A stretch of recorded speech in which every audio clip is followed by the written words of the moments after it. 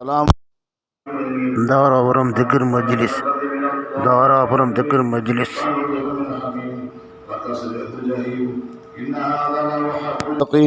فسبح باسم ربك العظيم صدق الله العظيم. السلام عليكم ورحمة الله وبركاته. نحمده ونصلي على رسوله الكريم. أما بعد، قال النبي صلى الله عليه وسلم: أصحابي كالنجوم بأيهم اقتديتم اهتديتم. صدق رسول الله صلى الله عليه وسلم. அனைத்து புகழும் அல்லாஹ் ஒருவனுக்கே உண்டாவதாக. சலாத்தும் சலாமும் இருலோகத்தின் தலைவர் சையதுல் அன்பியா ஹஜ்ரத் ரசூலுல்லாஹி ஸல்லல்லாஹு அலைஹி வஸல்லம் அவர்கள் மீதும், அவர்களின் தூய்மையான குடும்பத்தினர்கள், சத்திய சஹாபாக்கள், தாபிஈன்கள், தபா தாபிஈன்கள், முஹத்திஸீன்கள், ஃபஸீரீன்கள், முஜ்தஹிதீன்கள், இமாம்கள், ஷைഖுமார்கள், உலமாக்கள், முன்னோர்கள், நம்மவர்கள் பூரா உம்மத்தின் மீதும் என்றென்றும் நிறைவாக உண்டாவதாக. கண்ணியத்திற்குரிய பெரியோர்களே, சகோதரர்களே, தாய்மார்களே, அல்லாஹுடைய மாபெரும் பேரருளால் நாம் இப்பொழுது சிஸ்தியா தரீகாவுடைய பெரியார்கள் தொடர்புள்ள ஒரு சபையிலே நாம் வீற்றிருக்கின்றோம். ஹஜ்ரத் ரசூலுல்லாஹி ஸல்லல்லாஹு அலைஹி வஸல்லம் கூறுகின்றார்கள்: என்னுடைய தோழர்கள் நட்சத்திரங்களை போன்றவர்கள். அவர்களில் நீங்கள் யாரை நீங்கள் பின்பற்றினாலும் நேர்வழி பெறுவீர்கள் என்று ஸல்லல்லாஹு அலைஹி வஸல்லம் கூறியிருக்கிறார்.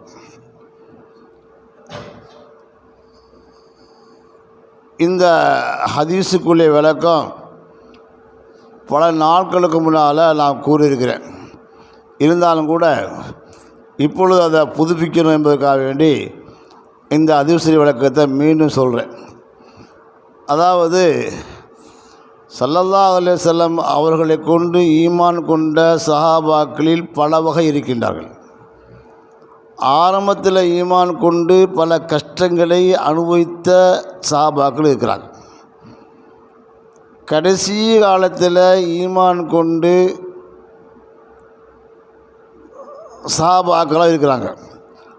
ஹஜ்ரத் அபூ சுஃபியான் ரலியல்லாஹு தஆலா அன்ஹு ஃபத்ஹு மக்கா நேரத்தில் ஈமான் கொண்டாங்க. அபூபக்கர் ரலியல்லாஹு தஆலா மக்காவிலேயே ஆரம்பத்திலே ஈமான் கொண்டாங்க. இவங்கெல்லாம் பல கஷ்டத்தை அனுபவிச்சு தான் வந்திருக்காங்க. உமர் ரலியல்லாஹு தஆலா 40வது மனிதராக இஸ்லாத்தை கொண்டிருக்கிறாங்க. அதே போல் பிலால் ரலியல்லாஹு தஆலா ஆரம்பத்தில் ஈமான் கொண்டு பல கஷ்டத்தை அனுபவிச்சுக்கிறாங்க. அபூ ஹுரைரா ரலியல்லாஹு தஆலா கடைசி காலத்திலே ஈமான் கொண்டாங்க. ஸல்லல்லாஹு அலைஹி வஸல்லம் மதீனாவுக்கு போனதுக்கு பின்னாடி கிட்டத்தட்ட 5 வருஷத்துக்கு பின்னாடி ஈமான் கொண்டாங்க. ஆனால் ஸல்லல்லாஹு அலைஹி வஸல்லம் யாரையும் பிரித்து பேசலை. என்னுடைய தோழர்கள், அதாவது 1,24,000 என்னுடைய சஹாபாக்கள் எல்லாருமே நட்சத்திரங்களை போன்றவர்கள்.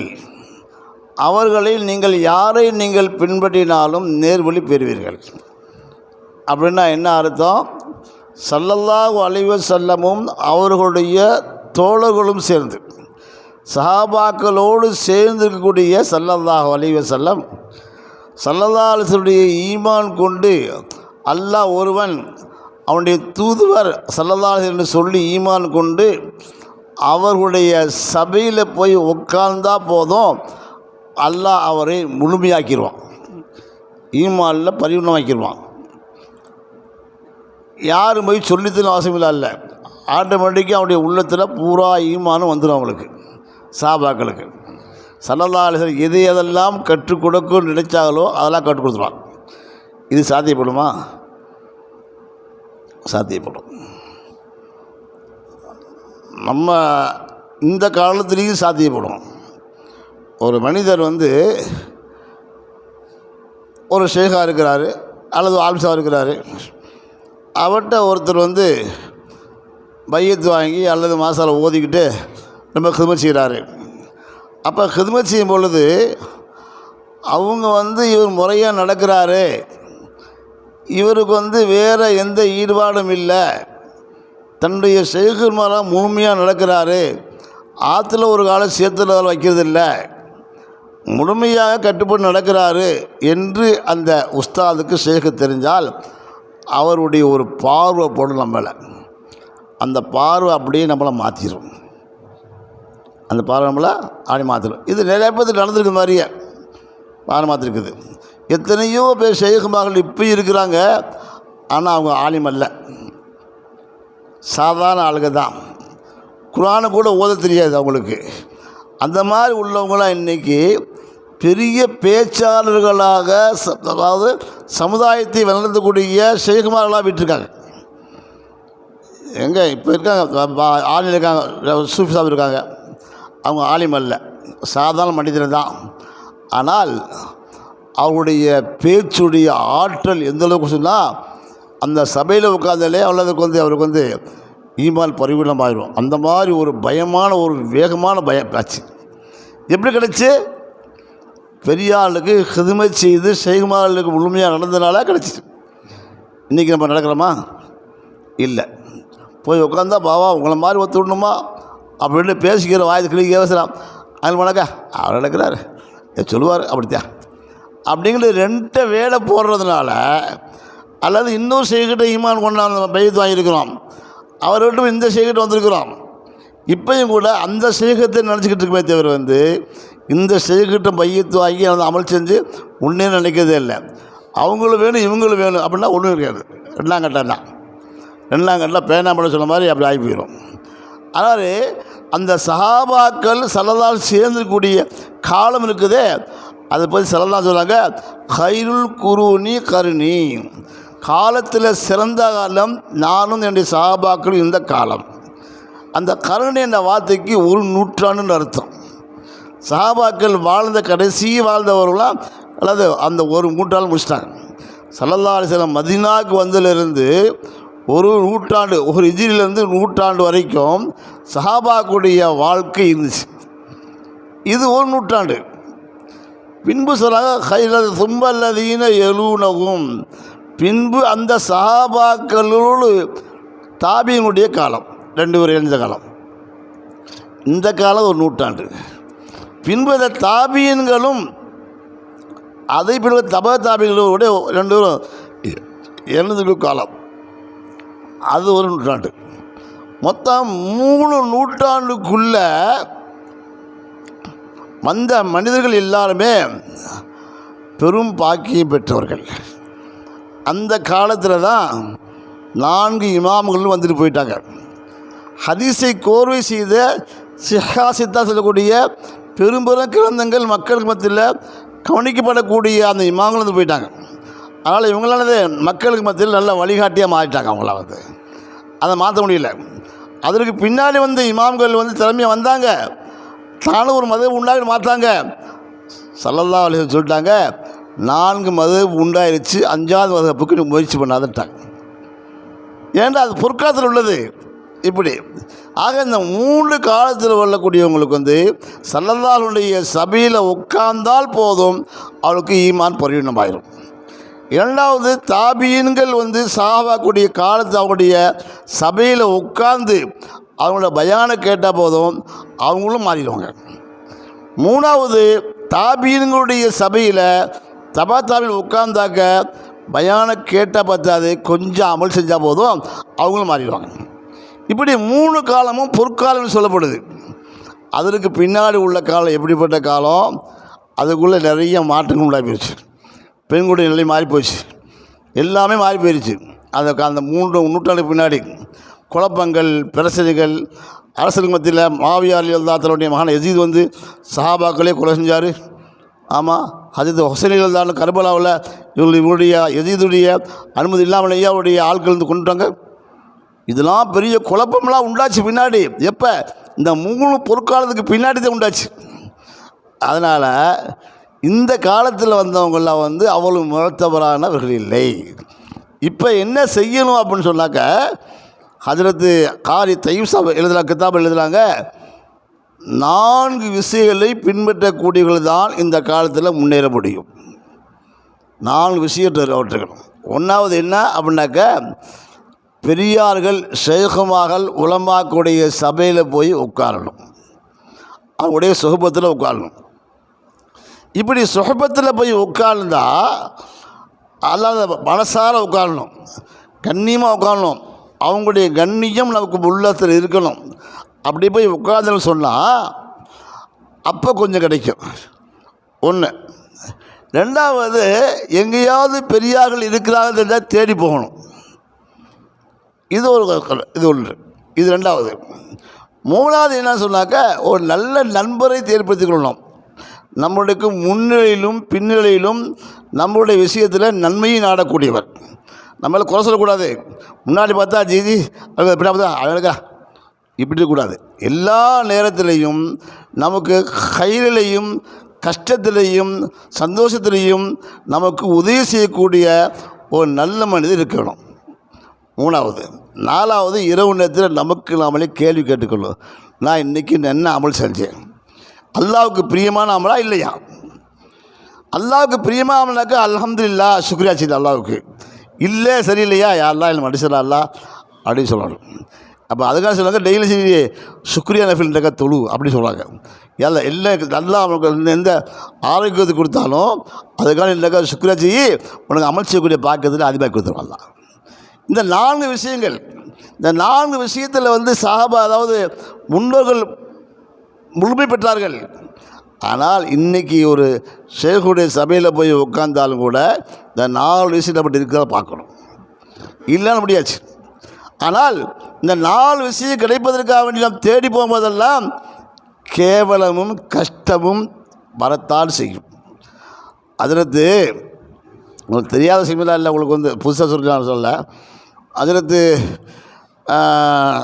அப்பாசியா ஆட்சி காலத்தில் உள்ளவங்க, அப்பாசியா ஆட்சி காலத்தில், அப்பாசியா யாருங்க?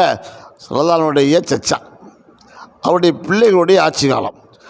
அவன் ஹாரூன் ரஷீத் பெரிய அரசர், நீளமாக அழக்கூடியவர், ரசூலுல்லாஹ்வுடைய குடும்பத்தை சேர்ந்தவர், தஹஜ்ஜுத் தொழுகையாளி, அஜ்ன தொழுகையாளி, எல்லாம் தெரியும். இருந்தாலும் ஷைகுமார்கள் யாராவது எங்கே இருக்கா தெரிஞ்சாக்க தேடி போவாங்களாம். கேட்டாக்கா, என்னுடைய ஈமானை அதிகப்படுத்திக் கொள்வதற்காக வேண்டி, ஆன்மீகத்தில் உயர்நிலை ஏற்படுத்திக் கொள்வதற்காக நான் தேடி போகிறேன் அப்படி சொல்லுவாங்களாம். அந்த மாதிரி நாமும் போகணும். ஒரு தடவை ஒரு ஷேக் ஒருத்தருக்கு கேள்விப்பட்டு தேடி போனாங்க. தேடி போனாக்க அந்த ஷேக்கு பார்க்குறாரு, என்னடா அரசு நம்மள்கிட்ட வர்றாரு, நம்ம இருக்க இடம் தெரியாமல் ஒருத்தர் ஒதுக்கி உட்காந்துருக்குறோம், நம்மளை தேடி யார் சொல்லுது அனுப்ப சொல்லுது, சரி யாரும் சொல்லியிருப்பாங்க. ஆனாலும் நமக்கு அவர் வர்றது பிடிக்கல. என்ன செஞ்சாங்க, வர்றதுக்கு முன்னாடியே அவமரியாதை செய்யணுக்காக வேண்டி அவர் வர வழியில் கால் நீட்டிக்கிட்டு கால் ஆட்டிக்கிட்டே உட்காந்துருக்காங்க. இதுக்காக வேண்டி இரண்டாம் பார்த்தா இப்படி கால் நீட்டி உட்காந்துருக்காரு. இவரெல்லாம் இவரும் ஒரு ஷேகாக இருக்க முடியுமா, அதை பார்த்து திரும்பி போயிடுவாங்க என்பதுக்காக வேண்டி கால் நீட்டி ஆட்டிக்கிட்டு இப்படியே உட்காந்துருக்காங்க. அப்போ அந்த ஹாரூன் ரஷீத் பாஷா கூட வந்தவங்க சொன்னாங்க, என்ன அரசரே, உங்களை பார்த்தவொடனே உங்களை பார்த்து கால் நீட்டிக்கிட்டாரு, அவர்கிட்டையும் போய் எப்படி பார்த்துட்டு போனாங்க. இல்லை, எல்லா மக்களும் இவரை பெரிய ஷேகுன்னு பெரியவங்க சொல்கிறாங்க, நான் அவரிடத்தில் போய் உட்கார்ந்து நான் துவா வாங்காமல் வரமாட்டேன், என்னை கேவலப்படுத்தாலும் பரவாயில்லை, என்ன கேவலப்படுத்தாலும் பரவாயில்லை அப்படியே சொன்னாங்களாம். சரின்னு போனாங்க. காட்டிகிட்டே இருக்காரு, அப்படியே அவர் ஆட்டிகிட்டே இருக்காரு. அவர் மதிக்கவே இல்லை, கொஞ்சம் மதிக்கவே இல்லை. உட்காந்தார், மேலே உட்காந்தார். இவங்க அவர் எந்திரிச்சு போகிற மாதிரி தெரியல, இவர் போகணுன்னு சொல்ல முடியல, உட்காந்துருக்காரு. கடைசியில் வழியில் என்ன செய்யலாம், அதில் அவர்கிட்ட பேசி கொடுத்தாங்க. அவர் ஹவுஸ் கேட்குறாரு, ஏங்க ஜி பெரியவங்கள நீங்கள் நான் வரையினுடைய என் காலை நீட்டி அடைய அவமானப்படுத்துறீங்க, ஆமாம் தெரிஞ்சுக்கலாமா, நான் உங்களை பற்றி கேள்விப்பட்டு உங்களை நசீப்பெல்லாம் வந்திருக்கிறேன், ஏன் அப்படி செஞ்சீங்க? இல்லை, அதாவது நீ ரசூலுல்லாஹ்வுடைய குடும்பத்தை சேர்ந்தவங்க எனக்கு நல்லா தெரியும், உங்களுடைய ரசூலுல்லாஹ்வுடைய குடும்பத்தை சேர்ந்தவங்களுக்காண்டி கேள்விப்படுத்தலை, நீ ஒரு அரசராக இருக்கிற, அந்த அரசருடைய மோகம் என்று வரக்கூடாது என்பதற்காக நான் கால் நீட்டி விட்டேன். அதாவது துனியாவை எட்டி உதைக்கும் முகமாகத்தான் நான் கால் நீட்டி விட்டேன்னாங்களாம். அப்படியே அவங்க அந்த காலை பிடிச்சிட்டாங்க. காலை பிடிச்சி அப்படியே எனக்கு நசீத் பண்ணுங்கட்டான். என்னடா இவ்வளோ பெரிய மனுஷன் நம்மள இவ்வளோ பண்ணி வர்றாரு அப்படி நசீத் பண்ணிவிட்டு வாங்கிட்டு போயிட்டாங்களாம். சொல்கிறது நோக்கம் என்னன்னு சொன்னால், எவ்வளோ பெரிய ஆளாக இருந்தாலும் சரி அது பெரியாருடைய சபைக்கு போனால் கேவலம் வர்த்தஜி. சம்சை தப்பில் ஒரு ஷேக் இருந்தாங்க. அவங்க சொன்னாங்க, எல்லாம் என்னது இது வா என்ன வா உனக்கு ஆன்மீகத்தை காட்டிச்சுனாங்க. சரி நோட்டி இவங்க போகிறாங்க. யார் ஜலாலுதீன் ரூமியத்தில் போகிறாங்க, தேடி போனாக்க அங்கே சபையை ஃபுல்லாக நிறைஞ்சிருக்குது. அவங்க சொல்லிட்டாங்க, யார் வந்தாலும் யாரும் அவருக்காக திரும்பி பார்க்காதீங்கிட்டாங்க. பிரதர் வந்து சொல்கிறாரு வாங்க அப்படின்னு சொல்கிறாரு. வந்துட்டு என்ன செய்கிறாங்கனாக்க, என்னப்பா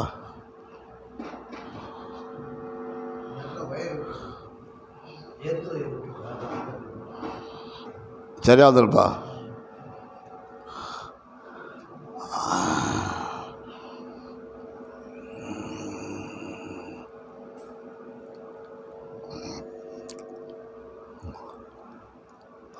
அப்போ ஹாரூன் ரஷீத் ரஹ்மத்துல்லாஹி அலைஹி அவங்கள்ட்ட நசீகத்து பெற்று போகிறாங்க. என்ன சொல்லிட்டு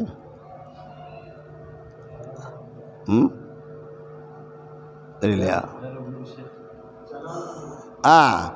ஜலாலுதீன் ரூமி ரஹ்மத்துல்லாஹி அலைஹி அவங்க ஒரு சபைக்கு போகிறாங்க. போனாக்க செருப்பு போகிற இடத்துல தான் உட்கார இடம் இருக்குது.